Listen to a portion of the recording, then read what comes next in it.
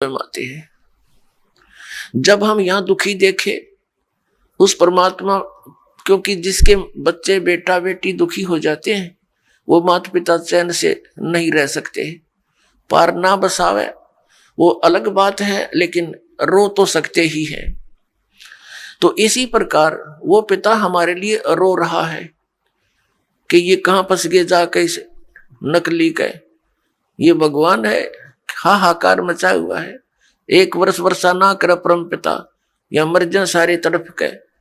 तो पुण्यात्माओं, ऐसे लोक में हम रह रहे हैं और निश्चिंत, क्योंकि हमें पता नहीं कि कोई और स्थान भी है जहां हम जा सकते हैं और वहां जाने की विधि कौन सी है।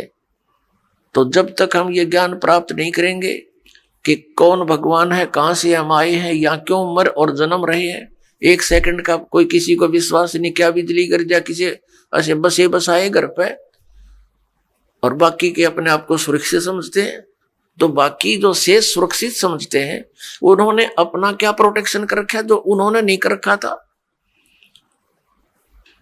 तो वो प्रोटेक्शन भी दास बताएगा आपको कि कौन सा प्रोटेक्शन करने से आप पर ये घटनाएं नहीं घटेंगी। लेकिन यहां रह जाना भी मूर्खता ही होगी। फिर अब वो समय आ गया है कि हम उस लोक को जा सकते हैं जहां से हम बिछड़े हुए हैं, जहां हमें सब सुविधाएं उपलब्ध हैं। और वो लोक है सनातन परम धाम, यानी सतलोक, सचखंड। वहां जाकर के हम सुखी हो सकते हैं। तो जो प्रसंग चला है कि हम अलग अलग बना दिए इस काल ने, ये अब कलयुग में ही क्यों बनाए? पिछला इतिहास देख लो, कोई अलग मजहब था ही नहीं। जब परमात्मा को पता लग गया कि ये घने दुखी हो गए मेरे बच्चे, अब वो यहां इसलिए आना पड़ा क्योंकि यहां काल भगवान ने अपने तीनों पुत्रों रजगुण ब्रह्मा, सतगुण विष्णु, तमगुण शिव जी के अंदर एक एक गुण बना के युक्त कर दिए। जैसे मिर्च होती है, मिर्च उस गुण युक्त है, और जब मिर्च का छौंक लगता है रसोई में, किचन में, तो वहां से उसकी निर्गुण यानी निराकार इफेक्ट दूसरे कक्षों में भी होता है, दूसरे कमरों में बैठे हुए सदस्यों को भी होता है, और छींकें आनी शुरू हो जाती हैं। ना चाहते हुए भी, रोकने से भी नहीं रुकती, वो छींकें अपने आप आनी शुरू हो जाती है। इसी प्रकार इस काल भगवान ने अपने तीनों पुत्रों को एक एक गुण युक्त बना दिया। इनकी अलग से राजधानी ऊपर बना रखी है इस ब्रह्मांड में। वहां ये रहते हैं, लेकिन वहां से इनकी जो तरंग है वो हमें यहां आकर प्रभावित रखती है। तो जिस कारण से हम परमात्मा को भूल गए। बच्चा जब तक गर्भ में रहता है वहां इसके ऊपर तीन गुणों का प्रभाव नहीं रहता, और जो ये मां के शरीर से, पेट से बाहर आता है, आते ये तीनों गुण ऑटोमेटिकली प्रभाव कर देते हैं, अचेत हो जाता है। इसको नए सिरे से समझाया जाता है, तू कौन है, ये तेरा पिता कौन है, तेरी माँ कौन है, तेरा भाई कौन है। इस तरह की पढ़ाई पढ़ा के काम चलाओ, इसको तैयार करते हैं। फिर परमेश्वर आते हैं स्वयं उस तत्व ज्ञान को प्रदान करने के लिए, और हमें ये बताने के लिए कि तुम यहाँ के वासी नहीं हो, तुम यहाँ काल के भयंकर लोक में रह रहे हो। तो पुण्यात्माओं, ये ज्ञान परमात्मा सतयुग से ही बताना शुरू करते हैं, लेकिन सतयुग त्रेता द्वापर में हम परमात्मा के इस ज्ञान की तरफ ध्यान नहीं देते। कारण क्या है? तो वो कारण बाद में बताएंगे, पहले हम जिस प्रसंग पर चले हैं इसको दोबारा लेते हैं। तो परमात्मा ने देखा कि मेरे बच्चे बहुत बुरी तरह दुखी हो रहे हैं। यहां रजगुण के प्रभाव से हम, श्री ब्रह्मा जी रजोगुण के कारण हम संतानों उत्पत्ति करते हैं, विवश है, जीव के बस की बात नहीं, चाहे कितनी बात बनावे। इसके आगे खुद शंकर भगवान भी फेल हो गए, जो भगवान की संज्ञा में हम लिया करते थे। ये बाई फोर्स सब क्रियाएं हमसे करवा रहा है। फिर एक दूसरे में मोह ममता भाई बहन, पति पत्नी में, माता पिता के अंदर, संपत्ति में, ये मोह जो उत्पन्न होता है, ये एक ऐसा अनविजिबल रोप है, ये अदृश्य रस्से बांध रखे हमारे, ये जीव के बसकानी से दूर हो जावे। इसको सतीथी बोलते हैं। और तमोगुण से अपरिचित हो, जरा सी बात पर झगड़ा हो जा, लट्ठम लट्ठा गोली चल जा, ना जाने कितने आदमी मर जा। और ये संहार करने में की सेवा इसको दे ही रखी अपने पुत्र को, काल भगवान ने शिव को, तमोगुण शिव को। तो पुण्यात्मा परमात्मा जब वहां आए, उन्होंने देखा कि मेरे बच्चे बहुत बुरा हाल हो रहा है। और ऊपर से इसने क्या बना रखा है कि इसको एक श्राप लगा हुआ है। किसको? ब्रह्म को। इसने सतलोक में एक गलती की थी। इस दुर्गा को, जिसको देवी कहते हैं, आदि माया भी कहते हैं, इसने बदतमीजी की थी इसके साथ। और इसने, दुर्गा ने काल भगवान के पेट में ये चली गई थी सूक्ष्म रूप बना के। इसने इसके साथ बदतमीजी की थी, इसके साथ बलात्कार करने की कुचेष्टा की थी। और बार बार समझाने से भी नहीं माना था। तो अपनी इज्जत की रक्षा के लिए देवी ने इसके पेट में शरण ली थी और वहां से फिर पुकार की थी। एक लंबी कहानी है, सृष्टि रचना में बताएंगे, लेकिन हम आज का सत्संग उद्देश्य कुछ और है, इसलिए इसको लंबी कथा ना बनाएंगे। तो वहां इसको श्राप लग गया था। परमात्मा ने उस दुर्गा को इसके पेट से निकाला था और फिर इसने उसको अपनी पत्नी के रूप में स्वीकार किया था। उससे यहाँ ये सब काल की व्यवस्था प्रारंभ हुई। 3 पुत्र उत्पन्न हुए सबसे पहले। इन दोनों के संयोग से, दुर्गा और इस ब्रह्म, काल रूपी ब्रह्म से, रजगुण युक्त ब्रह्मा, सतगुण युक्त विष्णु, तमगुण युक्त शिव। जब हम यहाँ पर दुखी बहुत हो गए, हाहाकार मच गई, इसको एक श्राप लगा हुआ है कि 1 लाख मानव शरीरधारी प्राणियों को नित आहार करेगा और 1.25 लाख की उत्पत्ति प्रतिदिन करेगा।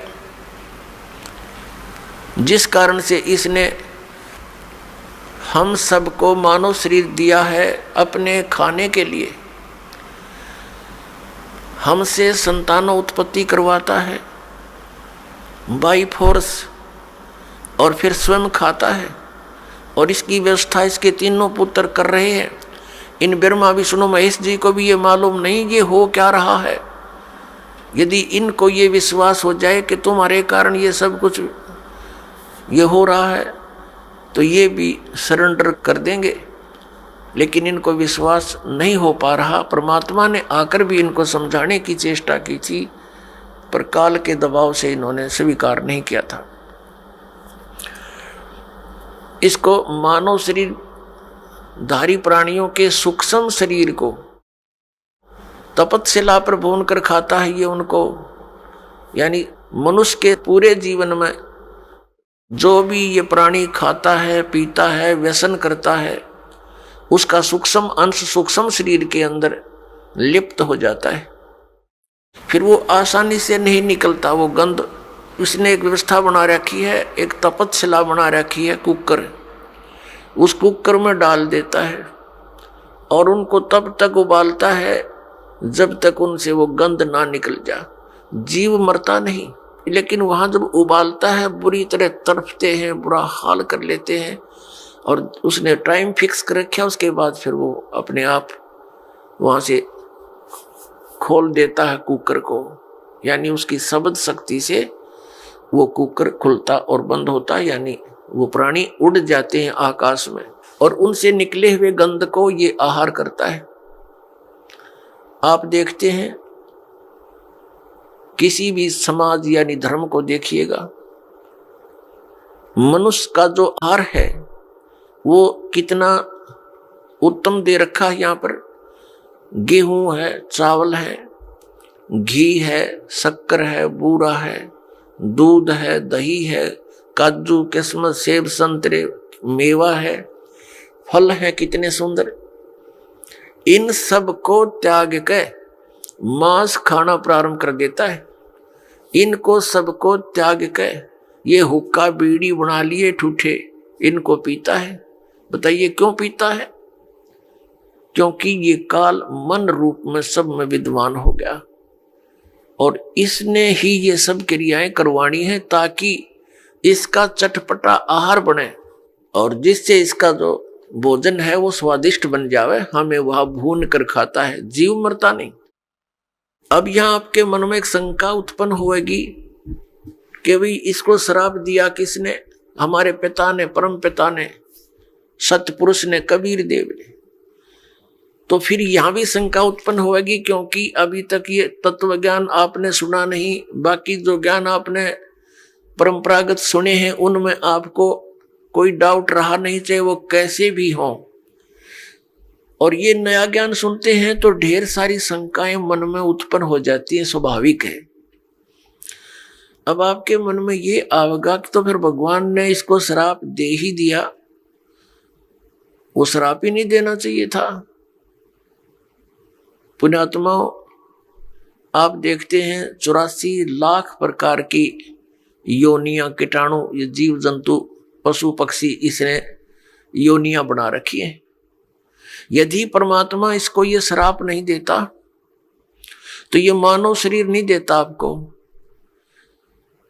और मानव शरीर नहीं देता तो आप कभी भी स्वदेश नहीं जा सकते थे। अब मानव शरीर का इसलिए इसको श्राप देना पड़ा कि ये मनुष्य शरीर पाओगे तो इनको मैं अपने निज घर की जानकारी, खबर पहुंचा सकता हूं, और ये तो दुख पावेंगे क्योंकि इन्हें गलती कर दी, इस नालायक के साथ चले गए, कुत्ते बन के, गधे बन के, सुअर बन के, कैसी दुर्गति हमारी हो रही है। तो पुण्यात्माओं, परमात्मा का जो ये अध्यात्म ज्ञान है ये बिल्कुल सत्य है। इस सत्य में आपको अविश्वास ना होना चाहिए। अविश्वास की जो ना गुंजाइश दास छोड़ेगा नहीं। यदि आप धैर्य पूर्वक इन सत्संगों को, दास के वचनों को, जो गॉड गिवन है, परमात्मा के दिए हुए परम अक्षर ब्रह्म के, सत्य पुरुष के, वो आपको सुनाता हूँ। ये किसी डूम भाट के गीत दास नहीं सुनाता, उस परमात्मा का दिया हुआ ज्ञान आपके रूबरू और सभी सदग्रंथों से मेल करके आपके समक्ष प्रमाणित करता हूँ। और फिर आपको कुछ दिनों के बाद कति संशय नहीं रहेगी। प्रारंभ में तो संशय होती ही होती है, इन संशयों में ही आप सुनते ही रहिए इस ज्ञान को।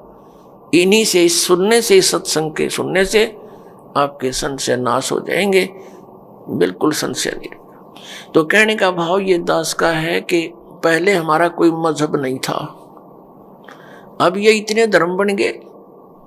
पहले एक केवल मानव धर्म था, सभी वेदों में वर्णित विधि अनुसार साधनाएं करते थे, जैसा भी उनके गुरु लोग बताते थे। तो उसका कारण कहां से प्रारंभ हुआ? जब हम यहां महादुखी हुए, किसी का पुत्र मर रहा है, किसी की पुत्री विधवा हो गई है, किसी के माता पिता दोनों ही मर जाते हैं 10-10 वर्ष, 12 वर्ष के बच्चों को छोड़कर, और किसी माता पिता के सामने ही पूरा परिवार नाश को प्राप्त हो जाता है। कहीं पर भूकंप आकर हजारों की संख्या में व्यक्ति मारे जाते हैं, आराम से सो रहे होते हैं, ना जाने के बिजली गिर जाती है, कहीं पर अचानक फ्लड आ जाती है, सब परिवार के सदस्य, कोई इधर मर रहा है, कोई इधर फिर रहा है, कोई कहीं पहुंच गया, और कितने प्यार से हम विश्राम कर रहे होते हैं। तो ऐसे गंदे लोक में आकर हम शेष बचे हुए ये सोचते हैं कि हमारे ऊपर ये आपदाएं नहीं आएंगी। ये भूल है आपकी। आज तो हम रोज मौत को साथ लिए फिरते हैं, सफर हम करते हैं। 90% व्यक्ति आज सफर में रहते हैं, 80% चाहे कोई मोटरसाइकिल पे, चाहे कोई अपने किसी कारण से भी गाड़ी में। तो ये तो मौत साथ चल रही है हमारे पैरेलल। हम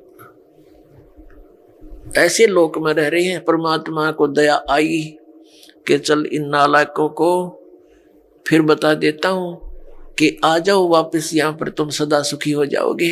अपने आत्माओं, जब परमात्मा वहां तपतशिला के ऊपर आया, जहां ये प्राणियों को भून रहा था, इसका कुकर चल रहा था, वहां पर जब वो परमेश्वर हमारे पास आकर खड़े हुए, हमारे पिता, वो इतने समर्थ शक्ति है, इतने शीतल भगवान है, उनको सोम की उपाधि दी जाती है। सोम माने चंद्रमा, चंद्रमा जैसे शीतल। यानी ये तो एक उदाहरण है, लेकिन वो तो बर्फ से भी शीतल है।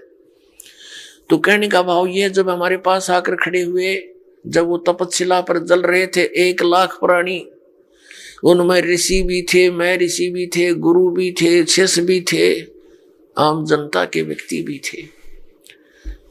परमात्मा के वहां उपस्थित होते ही उस तपतशिला यानी पत्थर की टुकड़ी को शिला बोलते हैं। एक तई के, बहुत बड़ी तई के समान है। बाकी सूक्ष्म शरीर जो होता है वो ज्यादा बड़ा नहीं होता, अपने अंगूठे के साइज का रह जाता है, आकार ज्यों का त्यों रहता है।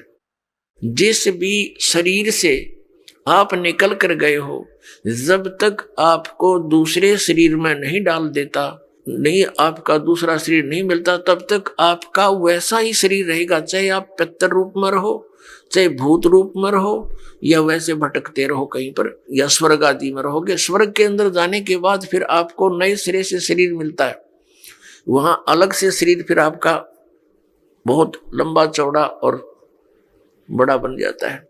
तो कहने का भाव यह है कि रहेगा आकार मनुष्य का ही। तो जब ये दूसरे शरीर में पशु पक्षी के में चला जाता है, तो फिर उस पशु वाला ही शरीर आपका रहेगा। जब उससे निकल जाएंगे तो नेक्स्ट में प्रवेश होगा तो उस जैसा ही हो जाएगा। फिर मनुष्य शरीर में आएगा तो मनुष्य जैसा ही, मनुष्य के अंदर जो आपका जीव आएगा उससे निकलेगा तो फिर भी वो मनुष्य जैसा ही रहेगा। ऐसा होता है। तो इसको ये बहुत थोड़े ही स्थान पर लाखों की संख्या में बैठ सकते हैं। एक शरीर में जैसे किसी बहन भाई में देखा, प्रेतों की पूरी मंडली की मंडली प्रवेश हो जाती है। वो सूक्ष्म शरीर होता है उनका, एक एक में 20-20, 30-30 प्रवेश हो जाते हैं। ये भूत यानी सूक्ष्म शरीर इतना छोटा ही होता है, ये बड़ा भी हो जाता है और घटता घटता इसको बहुत सूक्ष्म छोटा भी बन सकता है, ऐसा आ जाता है।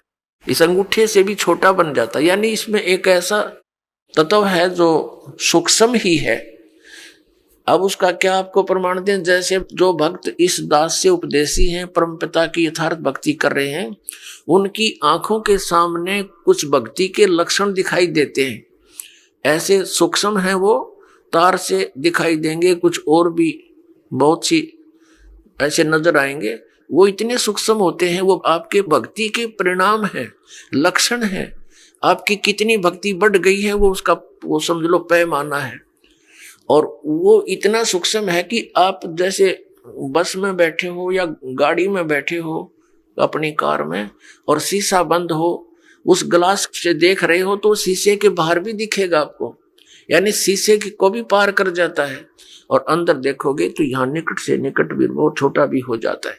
तो इस टाइप का सूक्ष्म शरीर होता है जो यहाँ की दूरबीन सूक्ष्मदर्शी या फोटो कैमरे में नहीं आ सकता। वो सूक्ष्म ऐसा होता है शरीर। तो पुण्यात्माओं, कई भक्त, कई बहन भाई चिंतित हो जाते हैं।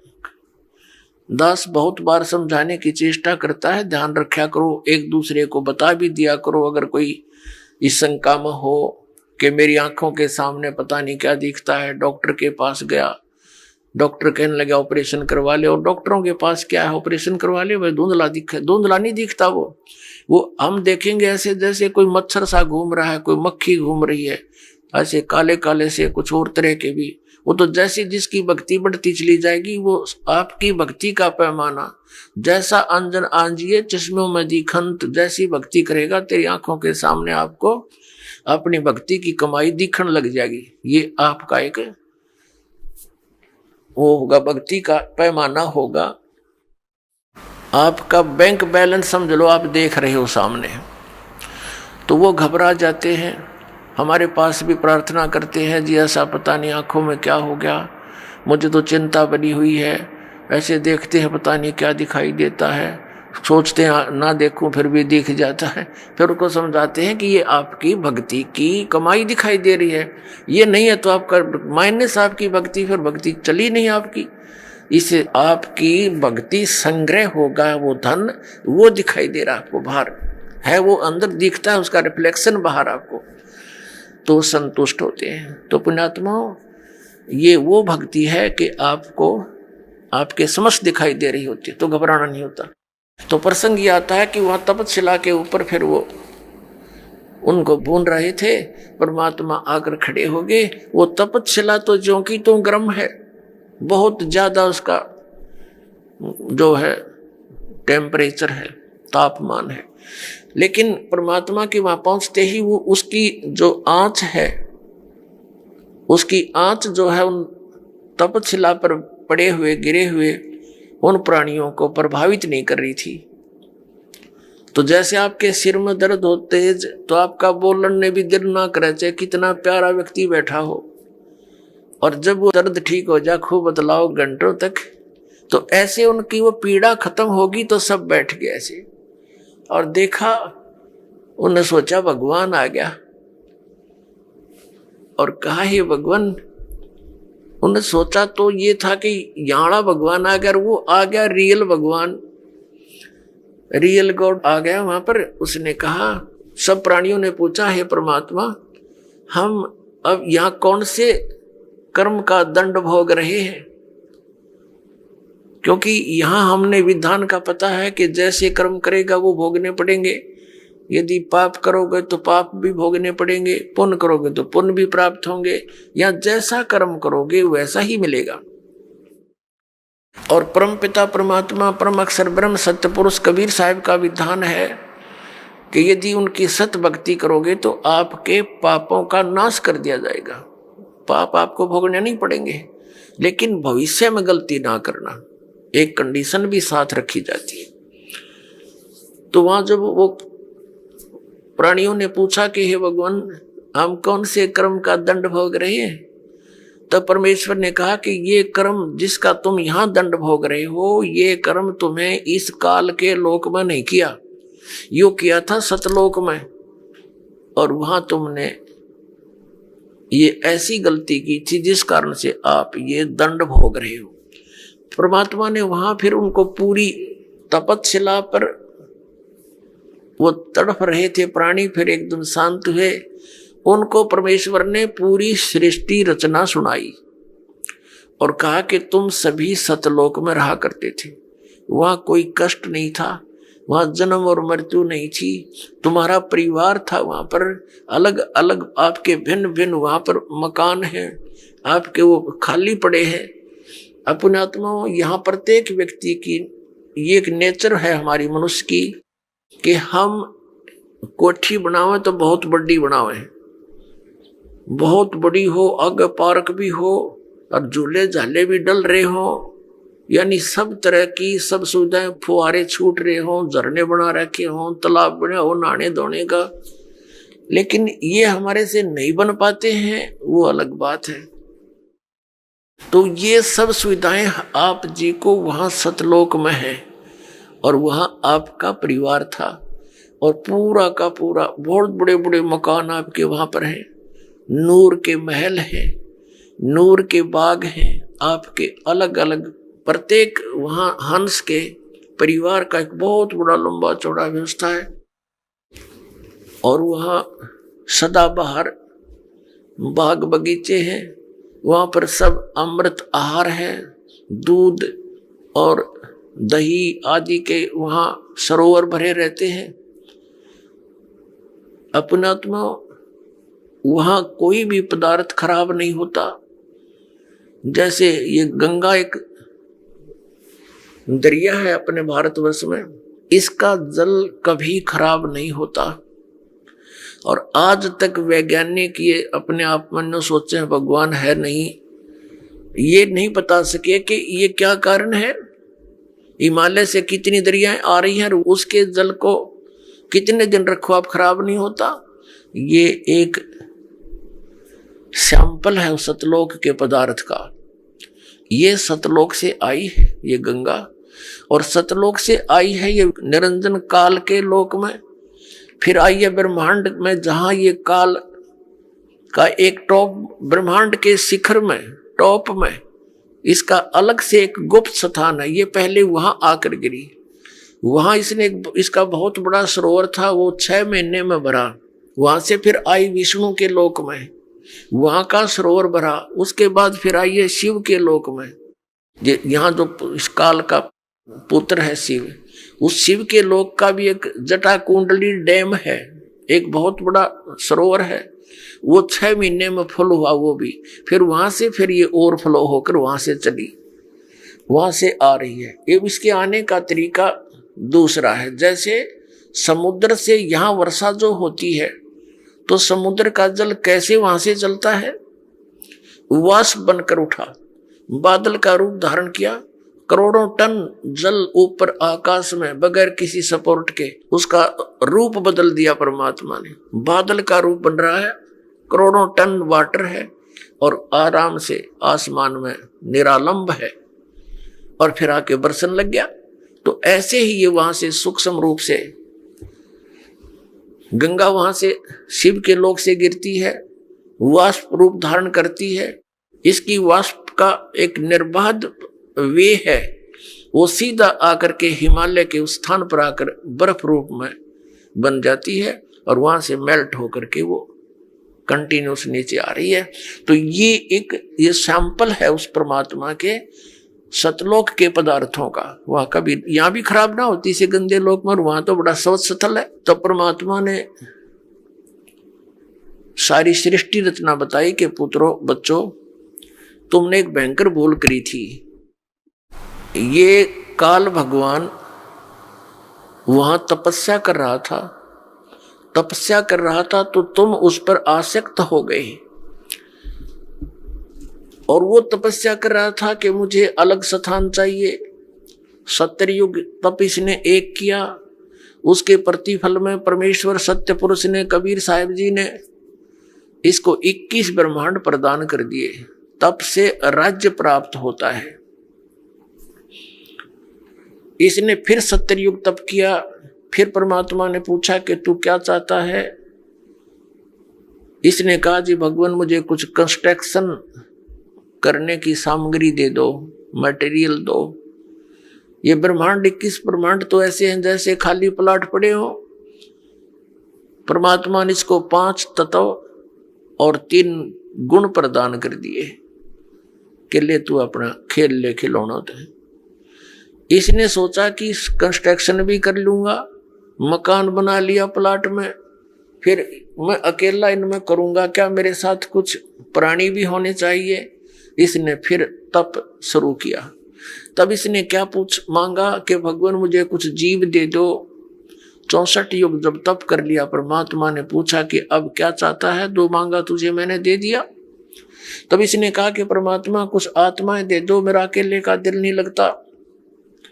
तब परमेश्वर ने कहा था देखो भाई, तेरे तप के बदले में और कोई प्लाट चाहिए ले ले, लेकिन ये आत्मा मेरी अंश है, नहीं दूंगा, क्योंकि ये सब मेरे ही शरीर से उत्पन्न हुई है, मेरे वचन से उत्पन्न हुई है, मेरे बच्चे हैं।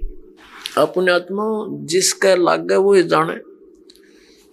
जैसे इन बहनों से पूछ कर देखो, पिता में भी ममता इतनी नहीं बनती बच्चों में जितनी मां में बनती है।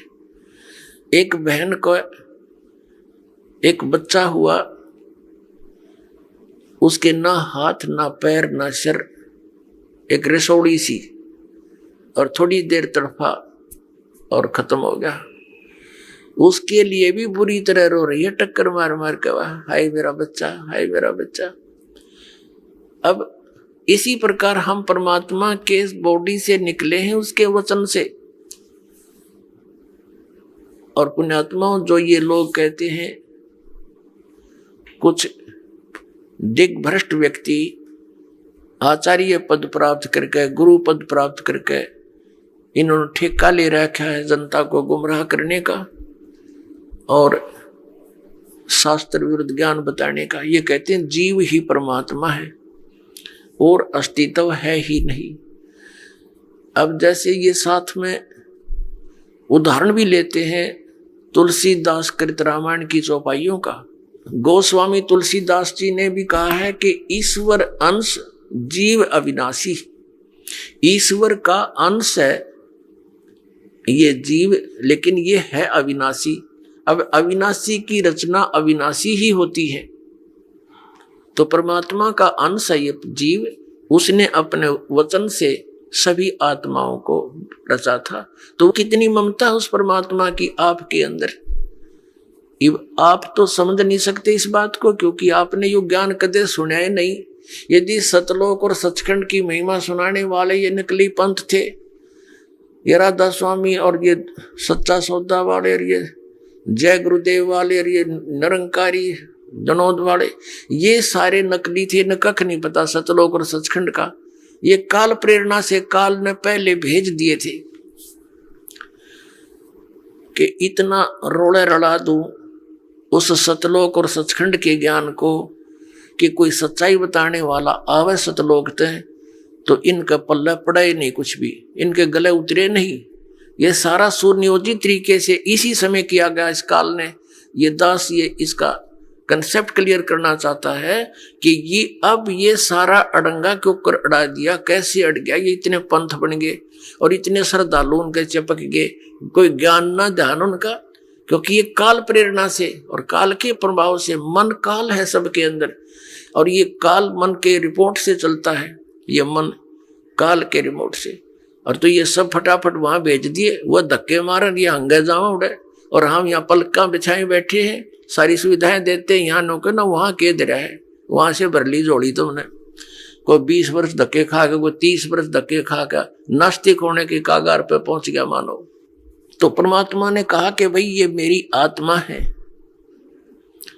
ये मैं नहीं दे सकता तेरे को किसी कीमत पर भी, ना तेरी किसी जपते ना तपते। फिर मालिक को पता था कि हम उस लोक में रहने योग्य नहीं रहे थे। क्यों नहीं रहे थे? क्योंकि जब ये तपस्या कर रहा था ये एक पैर पे खड़ा था और हम इस पर आसक्त हो गए। ओह देख कितने दिन हो गए इसको यहाँ खड़े रहे। ओह, यानी हमारी इसके अंदर एक कसक बन गई, ये एक बुराई हमारे घर कर गई। हमने अपने पिता से, अपने मालिक से हृदय हटा दिया और इसके अंदर जोड़ दिया। वो अंतर्यामी है, सब जानते थे। वो ये भी जानते थे कि ये मरेंगे, इनकी बिरान मट्टी हो जाएगी जब वहां चले गए। तो उन्होंने, परमेश्वर ने हमें सतर्क किया बार बार आकाशवाणी करके, कहा कि भाई आप मस्त रहो, किसी की क्रिया को मत देखा करो, जो जैसा कर रहा है उसको वैसा ही फल मिल जाएगा। मत देखो इसके इस ड्रामेबाजी को। हम ऊपर से तो सावधान हो गए, अंदर से कसक नहीं गई, और इतनी प्रबल कसक होगी कि हम एक बंधन में बंध गए इसके साथ, ममता से, मोह से। परमात्मा अंतर्यामी है, वो जान गए कि ये गए काम तय। तो फिर परमात्मा ने कहा कि भी एक बात सुन। अब परमेश्वर ने यह भी सोचा कि जहां अगर ये रहेंगे तो औरों को भी खराब करेंगे, इसके साथ जाने में ही यहाँ का हित है। जैसे पुण्यात्माओं, एक सेब विक्रेता है, सेब, और उसको कितनी प्यारी है वो सेब। एक सेब मानो 10 रुपए की होती है, और उन टोकरे में सेब के ढेर में एक सेब भी उसको खराब नजर आती है, तुरंत निकाल कर बाहर फेंक देता कूड़े में, कई नौरा ने भी फेंक खराब करेगी। वो उसका शत्रु नहीं, लेकिन उसको पता है कि और घना नाश कर देगी या मेरा एक इसके ऊपर चिपक लालच करता रहा तो वो देर नहीं करता, उसको निकाल कर तुरंत बाहर कूड़े में फेंक देता है, फिर उसको सूअर खाते हैं। तो परमात्मा के हम कितने प्यारे थे, लेकिन हम उस सेब की तरह खराब हो गए, तो हमारा वहां से निकालना अनिवार्य हो गया था। अब क्या हुआ कि इस काल ने जब ये कहा कि भगवान मुझे कुछ आत्मा दे दो, परमात्मा ने मना कर दिया। फिर कहा कि देखो एक शर्त पर दे सकता हूं, यदि कोई सब इच्छा से तेरे साथ जाना चाहता है तो मैं भेज दूंगा, वैसे मैं नहीं भेजूंगा। परमात्मा को पता था कि ये डटे भी ना डटे, ऐसी इनका चाव चढ़ रहा है, इसके साथ जाने का चाव लगा हुआ है, उमंग है, पता नहीं क्या लुटाएंगे वहां जाके। अपने आत्माओं, यही बीमारी हमारा लगी थी जो आज विद्यमान है। ये जैसे हीरो और हीरोइन, अभिनेता अभिनेत्री, अपने पेट के लिए चटक मटक करते हैं सारा दिन हैं, और ये नौजवान बालक इतने आसक्त हो जाते हैं कि वो मेरा फेवरेट हीरो है, वो मेरी फेवरेट हीरोइन है, और लेना एक न देना दो इनका। उनसे क्या मिलेगा उन फेवरेटों से इनको? अब जैसे यहाँ बरवाला में आ जाए कोई हीरोइन या हीरो है, ये फिल्मी नेता अभिनेता, ये देखो नौजवान बच्चों को जिसने भी पता चलेगा वही रोटी खाता होगा, रोटी खाता छोड़ दे मैंने खाना, और फट दे भाग लेगा अपना व्हीकल या जो भी साधन उपलब्ध है, और वहां देखेगा 1 किलोमीटर दूर खड़े न मंच के ऊपर, अन्नो देखे जाएंगे वो खड़ी, सारा दिन धक्के खा के वापस आ जा, कह दिया उस खड़े खड़ी ने तुम्हारे को। तो ये बीमारी हमारे सतलोक में लगी थी, इसके ऊपर हम आसक्त हो गए, वही एज इट इज आपके हृदय में आज भी वो वासना समाई हुई है। और इस काल ने वहां दुर्गा के साथ अकेली लड़की देखकर इसने उसके साथ बलात्कार करने की चेष्टा की थी, तो ये मन रूप में सब में विद्यमान हो गया। और यही दशा आज सभी प्राणियों की हो रही है कि 90% तो अवश्य से प्रभावित होते हैं। कुछ पुण्य आत्माएं हैं वो अपना बहुत विचार करके अपने मन को रोक लेते हैं, वो अलग बात है। तो कहने का भाव यह कि जो ये बुराइयां हमारे घर की इस काल के कारण और जो वो ड्रामा हमने देखा उसके कारण हम इतने आसक्त हो गए। अपने आत्माओं, जब काल को कहा भगवान ने कि भी जा तू इनसे पूछ ले, जो तेरे साथ जाना चाहते हैं सब इच्छा से मैं भेज दूंगा। ये सृष्टि रचना सुना रहे परमात्मा दास, सिर्फ एक सिंपल सी सुना रहा। आज का जो विषय है कि ये मजहब क्यों बन गए और ये नकली पंथ क्यों चल गए, ये पहले ना चले, इस विषय को, इस कंसेप्ट को क्लियर करने के लिए अभी तो भूमिका बनाई जा रही है। ये सृष्टि रचना दास कंप्लीट नहीं सुना पा रहा है क्योंकि समय के अभाव से। तो अब बात यह है कि वो ये जो काल भगवान है, ब्रह्म सरपुरुष, ये हमारे पास आया और कहा कि पिताजी से मैंने तपस्या करके ऐसे ऐसे 21 ब्रह्मांड लिए हैं और 5 तत्व और 3 गुण प्राप्त कर लिए हैं, इनके द्वारा वहां ऐसे बनाऊंगा, वैसे बनाऊंगा, स्वतंत्र रहा करेंगे वहां पर। हम तो पहले ही तैयारी थे, हमने सबने कहा कि देखो हम आपके साथ चलने को तैयार हैं, लेकिन पिताजी की आज्ञा मिल जाए तो चल सकते हैं। तो उसने आकर के परमात्मा से बताया कि हे प्रभु, कुछ आत्माएं मेरे साथ जाने को तैयार हैं, आपकी आज्ञा चाहते हैं। परमेश्वर कहने लगा मेरे साथ चल, मेरे सामने हाँ भरवा दे, मेरे सामने उनकी सहमति करवा दे, तब मैं भेजूंगा। परमात्मा और ये काल, ये ब्रह्म सरपुरुष, ये वहां आया। परमेश्वर ने पूछा भी जो भी इसके साथ जाना चाहते हैं हाथ खड़ा करो, स्वीकृति दो अपनी। अब परमात्मा के सामने सब लज्जित हो गए कि अपने मालिक के सामने कैसे कहें हम इसके साथ जाएंगे, नीचे गर्दन कर ली, सन्नाटा सा छा गया। तो परमेश्वर ने कहा कि देख भाई, तू तो कह रहा था तेरे साथ कुछ जाने को तैयार है, कोई बोल नहीं रहा, क्या तू झूठ बोल रहा था? तो उसी समय एक आत्मा खड़ी हुई और उसने खड़ा होकर कहा कि पिताजी मैं जाना चाहता हूं इसके साथ। अब उसके खड़ा होते फिर हमने सोचा कहीं ये अकेला लूट ले सारा कुछ, हम रह गए पीछे, तो हमने भी दोनों हाथ खड़े कर दिए। हम भी जैसे क्लास में बच्चे होते हैं ना, एक टीचर प्रश्न पूछता है तो डरता डरता पहले 1-2 हाथ खड़ा करा कर, फिर सोचे कदे हमने पिटाई हो जा, हम भी करते, किसी ने कुछ नहीं आता वो भी हाथ खड़ा कर दिया कर। तो ऐसी दशा होगी हमारी। परमेश्वर ने कहा भी ठीक है, जो भी तेरे साथ जाने की इच्छा रखते हैं इन सब के नंबर मेरे पास हैं, आप जाओ अपने ब्रह्मांड में। ये 21 ब्रह्मांड पहले सतलोक के अंदर ही थे। जैसे दिल्ली के प्रधानमंत्री जी अपने पुत्र को कोई प्लाट दे दे बाहरी दिल्ली गांव में, यानी हरियाणा या इधर राजस्थान के बॉर्डर पे, ऐसे ये प्लाट वहां दे दिए थे इसको 21 ब्रह्मांड। ये वहां घूम रहे थे खाली। तब परमात्मा ने कहा ठीक है, अभी तू जा अपने प्लाटों में, मैं भेजूंगा इनको, अपने हिसाब से भेजूंगा, ऐसे नहीं, मेरा विधि अलग होगी तेरे साथ भेजने। तो उन सभी आत्माओं को जो वहां पर नर आकार थे, सूक्ष्म बीज रूप बना दिया। परमात्मा जो चाहे सो कर ही। पुण्यात्माओं, अभी तक हम खासकर इस कलयुग के इस थोड़े से दौर में भगवान के अध्यात्म मार्ग से कोसों दूर हो चुके हैं। यदि कोई भगवान की लीला सुनाता है, हमें अटपटी सी लगती है, हम उसको स्वीकार करने को तैयार नहीं होते। हमारे स्वीकार ना करने से भगवान की महिमा या वो लीलाएं झूठी नहीं हो सकती। जैसे जब हम छोटे छोटे थे उस समय क्या देखा करते थे, ऐसे तगड़े तगड़े बूढ़े बुजुर्ग, और उनके विषय में बताया करते थे ये 5 मन 40 किलो का 1 मन होता है, यानी 200 किलोग्राम वजन को सिर पे रखकर, और लकड़ी की सीढ़ियां, खड़ी सीढ़ियां होती थी, खड़ी लकड़ की, एक तो पौड़ी होती है ऐसे, तो वो खड़ी पौड़ी होती थी, और छत पर मिट्टी डालते होते थे, कच्ची मिट्टी छत देते थे नए मकान।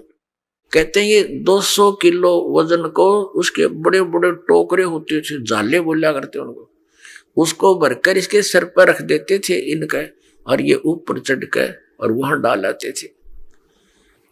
अब ये बात और 100 साल के बाद अगर कोई कहेगा ना, उसने मूर्ख बताया करेंगे, हम आंखों देख रखे, क्योंकि और 100 साल में तो देख लो, इब कोई 10-50 किलो वजन ठानी आदमी नहीं रह रहा, और आने वाले 100 साल में तो इतनी प्योद रह जाएगी, और 10-12 किलो ठानिया व्यक्ति नहीं पाओगा, ऐसी स्थिति आ जाएगी इस प्राणी की। इतना घट गया हमारे सतर, प्रदूषण के कारण शरीर की शक्ति लॉस होती जा रही है। और इससे और पीछे जाए तो और तगड़े तगड़े व्यक्ति थे, भीमर की कथा सब सुने तो कोना सिर गले उतरती, और वो सच्ची थी सारी। ये तो ही एक बल के आधार से, एक आध्यात्मिक बल अलग होता है। अगस्त ऋषि जी ने 7 समुद्रों को एक ही घूंट में ऐसे चुलू उठाई थी और ऐसे पी लिया था, खाली हो गया था ये बिल्कुल। इसमें ये मगरमच्छ तड़पते दिखाई दे थे, और फिर प्रार्थना की गई, हे ऋषि जी ये तो सब बुरा हाल हो जाएगा, यहाँ का बैलेंस बिगड़ जाएगा, आप भी नहीं रहोगे क्योंकि पृथ्वी पर वर्षा का अभाव हो जाएगा, सब प्राणी मर जाएंगे। तो फिर उसने कहते उल्टा ही कुरला कर दिया, ये पूरे मर गए। तो ये कोई बड़ी बात नहीं है, और आप इस पे भी नहीं विश्वास कर पाओगे तो अध्यात्म मार्ग में नहीं चल सकते।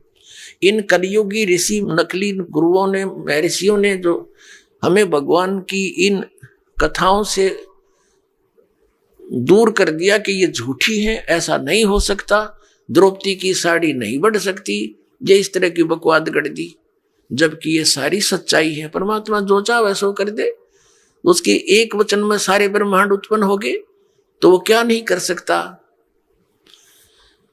तो अध्यात्म मार्ग में पुण्यात्माओं अविश्वास नहीं चलता, और पहले हमारे पूर्वजों को अविश्वास नहीं था, और उस अविश्वास का और ब्लाइंड फेथ था उनका भगवान में और उन गुरुओं में, तो उन्होंने दुरुपयोग किया। नकली ऋषि, महर्षि, गुरुओं ने, ये वर्तमान के कलयुग क्या ने, कि उनके ब्लाइंड फेथ को, कि जो गुरुजी बोल रहे हैं वो सारी सच्ची होती हैं, हमने ब्लाइंड फेथ किया, और जो मार्ग उन्होंने बता दिया हमने ये सोचकर ग्रहण किया कि ये हमारे सदग्रंथों से ही पढ़कर सुनकर वहीं से इन्होंने ज्ञान दिया। तो इन्होंने सब मिसगाइड कर दिया, वो सब दंत कथा सुना दी, और भक्ति विधि शास्त्र अनुकूल ना रहने से हमें प्रभु परमात्मा से मिलने वाली सहायता बंद होगी। तो अब हम ये सोचते हैं कि ऐसा कभी हो ही नहीं रहा, हम सब कुछ कर रहे हैं। अब आप इस मार्ग पर लगोगे, जो दास आपको मंत्र देगा, आप सत भक्ति करोगे सच्ची नियत, फिर देखना आपके के क्यों होगा, फिर आपको विश्वास होने लग जाएगा कि परमात्मा सब कुछ कर सकता है। आपको देखो, जैसी आपकी श्रद्धा और भक्ति बढ़ती चली जाएगी, उतना ही मालिक आपके निकट आओगा, और परमात्मा की पावर से तो कुछ भी हो सकता है। अब जैसे एक जैक होता है, जैक इतना को सब सारा लोहे का जुगाड़ सा, जिसने उसके फंक्शन का ना पता हो और कोई ये कहे कि ये जैक 250-300 क्विंटल यानी 3-4 टन के ट्रक को इंक्लूडिंग उसके वजन, उसके वेट के, और वो इतना ऊंचा उठा दे 1 फुट, तो कैसे दच्चा किसी व्यक्ति का दच्चा या जिसने उसका फंक्शन का ना पता हो, और उसने लगा के देखो 2-4 पे घुमा दे, इतना ऊंचा उठा दे, सारे के सारे ने जो बजरी का भरा हो सारा वो ट्रक और ऊपर उठा दे वो। तो ऐसे परमात्मा की वो वर्ड पावर है, यानी उसकी शब्द शक्ति है, वो सारे ब्रह्मांडों को उठा के छोड़ दिया और उस शब्द शक्ति से चल रहे हैं, घूम रहे हैं, अपनी अपनी क्रिया कर रहे हैं। वो जैक है परमात्मा का, ये समझो। तो इस मार्ग में आप जी को अब पुनः ब्लाइंड फेथ करना पड़ेगा, लेकिन ब्लाइंड फेथ करने से पहले आपने इस मार्ग को जैसे दूध का जला हुआ फूंक मारता है लस्सी को, ऐसे ग्रहण करना। आंखें बंद करके ग्रहण नहीं करना, लेकिन इसको ग्रहण करके फिर आंखें बंद कर लेना। कहने का भाव यह है कि फिर अग्रम अग्रम ना करना, यू नाम लेने पीछे। इस दीक्षा लेने से पहले आप खूब ट्राई करो और खूब परीक्षण करो, सब जो दास बताता उसका प्रमाण देखो, और फिर आंखें बंद करके उपदेश ले लो, और फिर आंखें ही बंद रखना, यानी ब्लाइंड फेथ करना, पूर्ण विश्वास करना दास के एक एक शब्द पर, फिर आपकी भक्ति चलेगी। अब तो आप आते हो दूध के जले हुए, और फिर यहां फूंक मारते हो लस्सी को भी, कोई बात नहीं, कुछ दिन के अंदर आपको अपने आप डिफरेंशिएट का पता लग जाएगा। और खूब ट्राई करो पहले, फिर बाद में अगन बगन करोगे तो भगवान का लाभ मिलना बंद हो जाएगा। दीक्षा लेने के बाद यदि आप दास के वचनों में अविश्वास करते हो, आपका नाम नहीं रहेगा। कहे कबीर सुनो भी साधो, मैं तो हूं विश्वास में। अब उस परम पिता परमेश्वर परम पूज्य कबीर जी, जो एक जुलाहा जाति में, एक झोपड़ी में रहने वाला, एक धोती लंगोटी में रहने वाला, और उसको भगवान मानना बालकों का खेल है, लेकिन वो परमात्मा है और थे और रहेंगे, क्योंकि हम समझ नहीं सके। अब उसको कोई परमात्मा मान सकता है? जब दास ने प्रारंभ में कहना शुरू किया तो लोग मजाक किया करते थे कि देख यो भी दानक हो गया।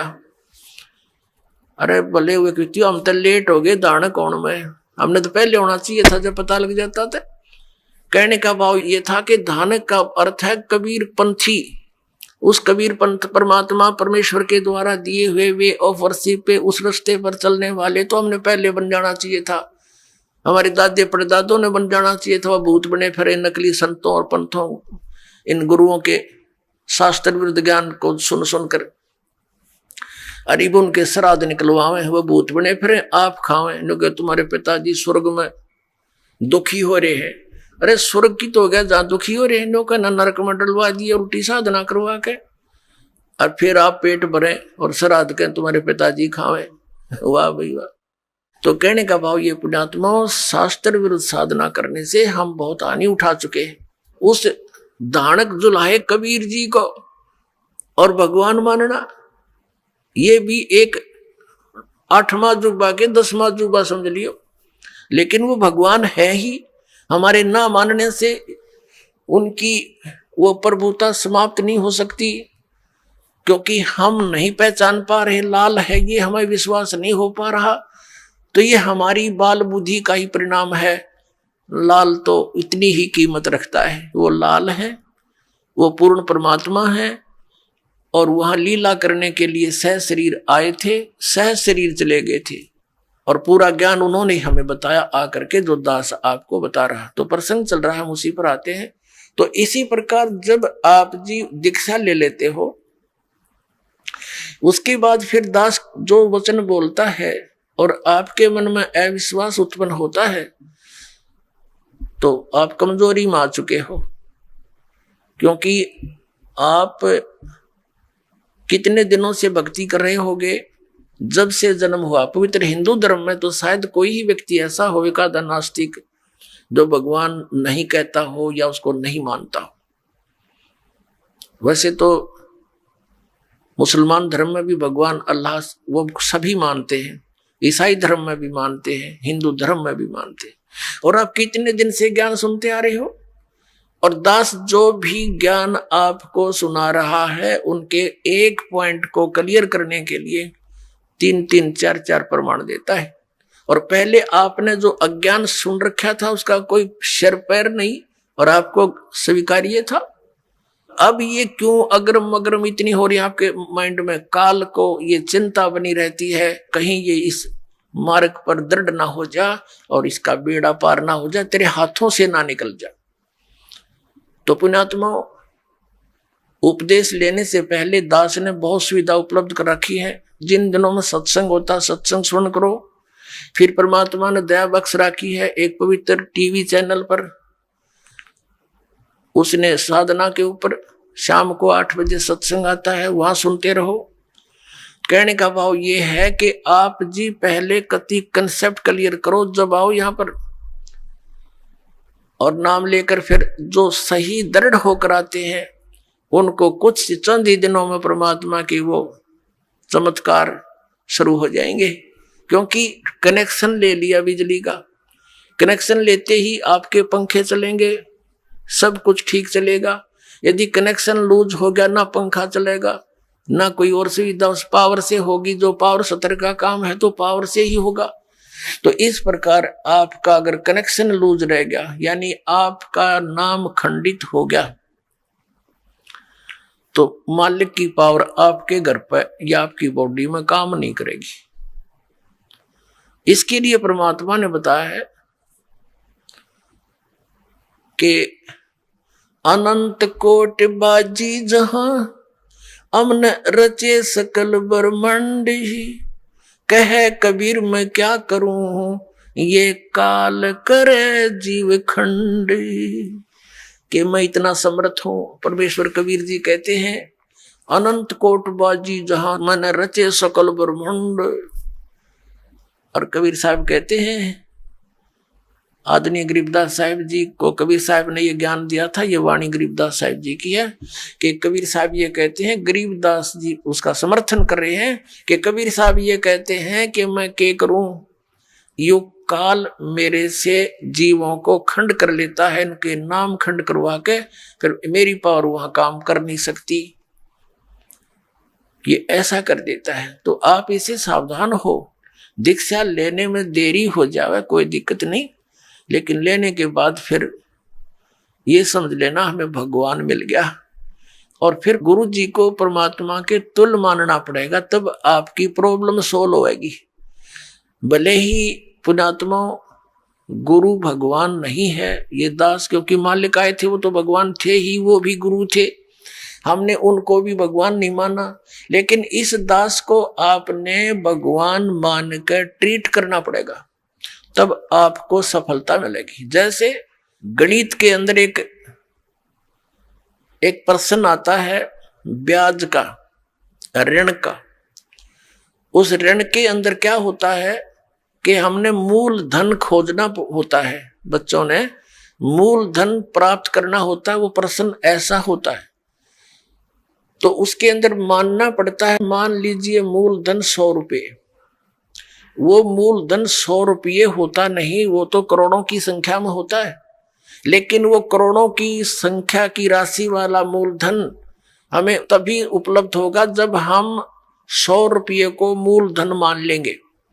अब समझदार को संकेत बतेरा, भले ही ये दास भगवान नहीं है, लेकिन उस मूल धन को पाने के लिए, यानी मूल मालिक को पाने के लिए आपने गुरु जी को एज ए गॉड ट्रीट करना पड़ेगा। यूं समझ ले कि मेरे सामने आज वो परमात्मा आ जाते हैं।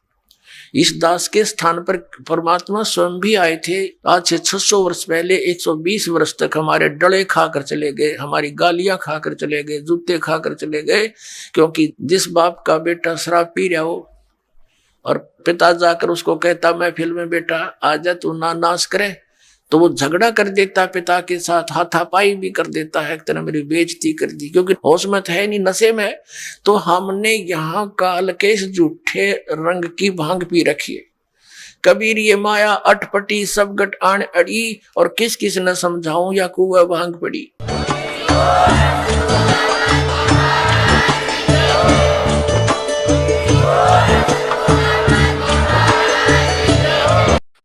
संत रामपाल जी महाराज जी से नाम दीक्षा लेने के लिए इन नंबरों पर कॉल करें। सत्य साहिब जी।